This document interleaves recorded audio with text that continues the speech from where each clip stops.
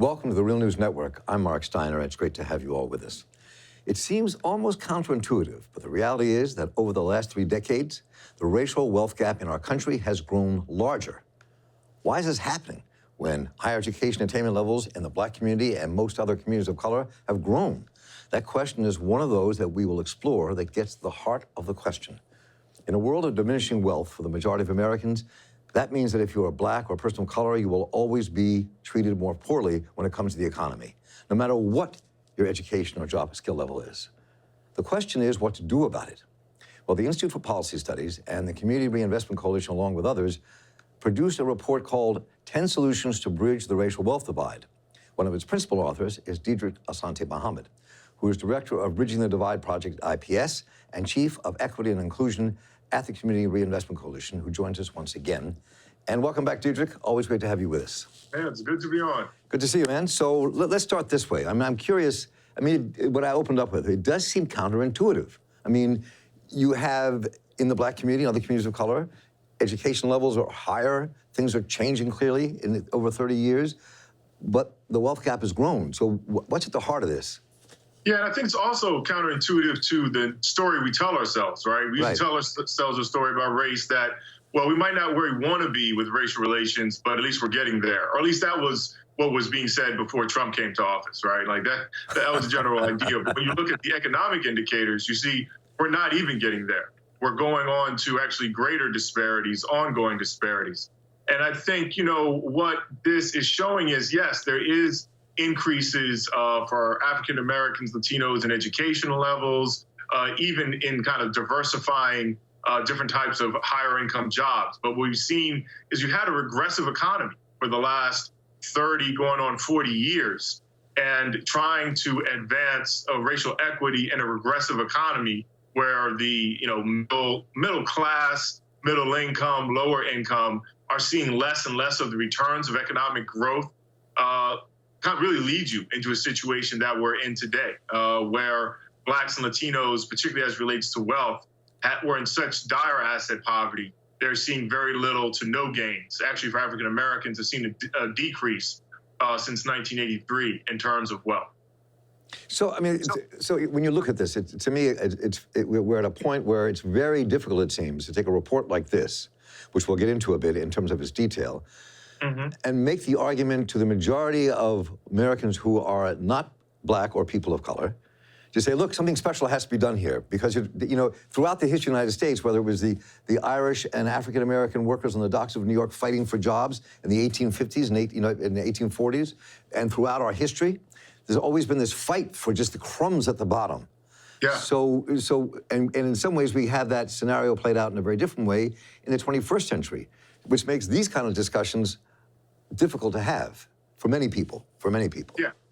I think it's difficult to have for people, but I think if they look at the solutions put forth by this report, we'll see that this report would do, or the policies that this report are advocating for, or highlighting, would actually help rebuild the American middle class, and not just for Blacks and Latinos, but also for whites as well. Again, the American middle class, as it becomes more and more diverse, we clearly will not become a predominant middle class.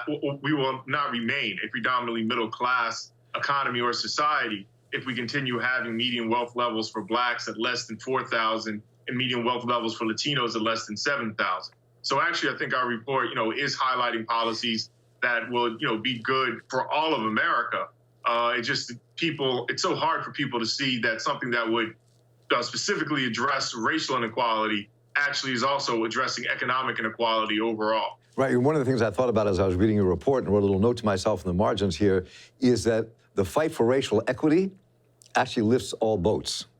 Yes, yeah, right? That's right, that's right. And particularly in a country that's quickly becoming majority minority, investment, the way the American middle class became the American middle class, and it was the American white middle class, was investments in lower income people. Right. And that allowed them to develop some sustainable wealth. We had a middle class for the first time. For 21st century America, we can't do that in a racially exclusive way and soon hit most Americans. It has to be racially inclusive, a new reinvestment to create an American 21st century middle class. So let's talk about some of the specifics of this and how that kind of fits in. Let me go through them as baby bonds, guaranteed employment, investments in affordable housing, higher minimum wage, those issues that cover everyone in this country. Let's talk about what they mean. So what do we talk about when we talk about baby bonds, how you fund it, where it comes from, and what it does? Well, I just want to know, too, I think one of the reasons I'm excited about this report is what's interesting to me is for the first time that I can remember, we're hearing at the national policy conversations with people running for president, mentioning all of these types of policies. And that's really exciting. Oftentimes there might be a small academic group that gets together to talk about, theoretically, we'd love to get this on the national agenda. But the exciting thing about pretty much all of these policies is that they're already on the national agenda. So something like baby bonds is this idea that, it kind of recognizes that capitalism doesn't work if you don't have capital. And so there's been, an increasing amount of Americans that are being born with little to no capital. And so what we need to do is it's not a free handout, but actually give capital to all Americans as they're born so that they can actually more fully participate and better contribute to our capitalist economy. So the idea is you give, some starting fund, and then over time, this fund would grow, and then the person would grow up to be 18 or 21 whenever that the baby bond is, actualizes, and then they would have, by that time, if you start off with $5,000, it could be $30,000, $40,000 to, utilize for home ownership, entrepreneurship, to help pay for school. But it, it helps deal with those who are coming from a community or a household that's in complete asset poverty. It allows that all Americans would not start off with nothing, but something to contribute and utilize to help them advance in our socioeconomic system. So is there an idea about how much each child would get when they're born? Oh, yes. I mean, there are several different ideas. Cory Booker's, well, and usually it is some type of progressive frame. So the idea is that, like, everyone might get $5,000 at first, and then after each year, the person would continue to get to another $1,000 that's invested in an account that would appreciate over time. But if you're over a certain type of income, that you wouldn't get any additional money, right? Or that if you're at kind of a middle level, you would get less money than, say, someone with who comes from a very low income household. So because the idea is that we don't need to further concentrate wealth. Right. Donald Trump's kids, or to be non-political about it, even Barack Obama's kids don't need continued investment into a baby bond because their economic future is pretty set. But for middle class, working class Americans, we do need serious investment. So what do we mean by guaranteed employment? And how is that different than a guaranteed wage? And how does that fit into this argument? And what are you suggesting? Yeah. Well, and so another thing that's being, amazingly discussed, and actually it's not amazingly. I mean, this idea of guaranteed full employment has been something that's been discussed since at least the 1930s, I'm sure previous to that, but in a serious policy discussion. And, recognizing that, for African Americans have had twice the unemployment rate of whites for the last over 50 years. And that, it's really impossible to have strong economic security without, ensuring that all Americans have the ability to work. And I think, again, many of the authors like Derek Hamilton and others aren't against a guaranteed wage, but I think the difference with guaranteed work is it provides an opportunity for, because I think work is more than just the income you make. It also gives you an opportunity to contribute to society. And so I think, what we did, kind of had something similar to this in the 30s and 40s, where you had, massive investment projects in the United States. And there was the Workers' Conservation Corps, where there were all of these public jobs that if there were not jobs available in the private market, you could work in the public market, oftentimes building different types of infrastructure or supporting society in that way. I think more and more people are recognizing that actually, there's all this talk about infrastructure. We need people in these spaces, and we need to make sure that even with our technology developing, that there is plenty of places and spaces for people to work, and if not always in the private sector, create a stronger space in the public sector. So whether parts of the report talk about investing in affordable housing, higher minimum wage, and issues like that, and then you get to this question of power. And, yes. and the question, where does this, which is a big question for most Americans when you debate this and Medicare for all, which is also in your which is also in this study, that says that you should raise taxes on the wealthy and turn tax expenditures upside down. Now, let's explore what that means for a minute, because the big bogey in this argument is, how do you pay for this?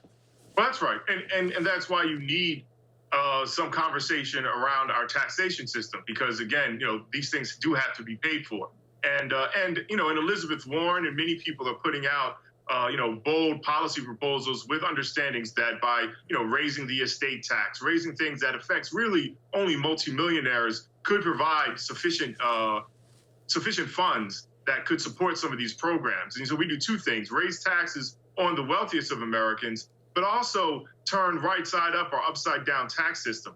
A lot of people don't understand that we spend almost $700 billion a year on wealth development. We already do that every year. The problem is most of that wealth development is going to the wealthy. Right. And so we're massively investing, getting close to $1 trillion in wealth development for the wealthy. If we just took that and invested that into lower income, middle income Americans, we could do a lot to turn right side up or upside down tax system to make our regressive economy a much more progressive economy. So, I mean, and clearly that means the battle would be on. I mean, whether you're talking about Medicare for all, which, if you take in what doctors are, how they're compensated, or how hospitals are compensated, questions like this, there's going to be a huge amount of resistance saying, you can't take our money away. Yeah, I mean, the wealthy will be, saying, no, we want our continued subsidies to be even further wealthy. And I think it is time that the American public stand up and say, no, we do believe in investing in America, and we believe we should invest in middle class and working class America, poor America, that has really been disinvested for the last 30 or 40 years. It's not that rich people just all of a sudden have worked a lot harder the last 30, 40 years, and that's why the wealth is concentrated at the top. It's that we have concentrated the wealth at the top and made all the economic, or most of the economic gains, near all the economic gains, go to the wealthiest Americans. So we recognize that in order to address this issue of racial wealth inequality, that we have to address the regressive economy that we've been in for the last 30, 40 years. And it speaks to, again, why even with maybe personal relations, we've made progress with race. Right. If we structurally have a regressive economy, the personal better relations doesn't change the economics of inequality. Absolutely. I mean, but most Americans, you talk to them, work their asses off and have little in return. That's right. So, right? White or black, So let's get to this one part here. We have to wrap this up in a second, but you also mentioned reparations and Yes. the famous H.R. 40 bill in the House. And I wish that when Bernie Sanders was asked this question, he got it right. He didn't when he responded to it, which was a shame. But I mean, talk a bit about how this fits into this, which obviously it does. Yeah, and I think also oftentimes too there's confusion about progressive inclusive economic policy, which we highlight, and reparations. Like people feel like one can substitute the other. Right. And those are different things, right? Like there should be reparations. There should be reparations for African Americans. There should be reparations for Native Americans. And reparations, would be, probably a large comprehensive program, not just giving money, but also, recognizing wrong, doing public education, doing investments into these communities and institutions to ensure that, to help deal with some of the scars that we still continue today, and we still see the socioeconomic disenfranchisement. So there should be targeted reparations for different communities. But we also need an economy that overall is a progressive economy and is pushing forward those who are lower income and middle income. Because even if you got reparations in a regressive economy, I think it would have a much limited effect. Right. Because the money's still just floating to the top. We need a progressive economy and reparations, and we can help heal the racial inequality they've had in this country. And again, as I've noted in the beginning, really put forward for the first time an inclusive 21st century in American middle-class economy that hopefully can go into the 22nd century. Right, and I think that's why I think it's important your report seems to call for this, setting up a congressional committee to really get to the heart of what reparations means and get it out of this kind of divide and really think about why we're talking about it. And that's, I think, is an important discussion for America to have with ourselves, right? The H.R. 40 is we don't try to determine what reparations is. Right. This will be kind of a complicated, comprehensive space. We want a congressional committee to, do those type of hearings and help develop that. So, so finally, where does this report go now? So what do you do with this? So it's out there. So politically, what happens with this? Well, I think one of the great things is the first day it came out, we heard Kristen Gillibrand give support to the report overall. I think one of the exciting things is that several of the policy proposals, some come from Elizabeth Warren, some come from Cory Booker. Many different presidential candidates are talking about different aspects of it. So we wanted to collect some of the solutions that we didn't necessarily create. We just brought together. So as we're having conversations around the presidential elections and around policy, we can say, look, here are 10 policies that will help address these issues. And, let's advance this in the national discussion and then hopefully help make this part of a legislative agenda for 2020. Dedrick Muhammad, it's always great talking with you. I deeply appreciate you taking the time and for this work you all have done. It's a really critical piece. No, thank you so much, Mark, and thanks for Real News for giving us this outlet. And I'm Mark Steiner here for the Real News Network. Thanks for joining us. Take care.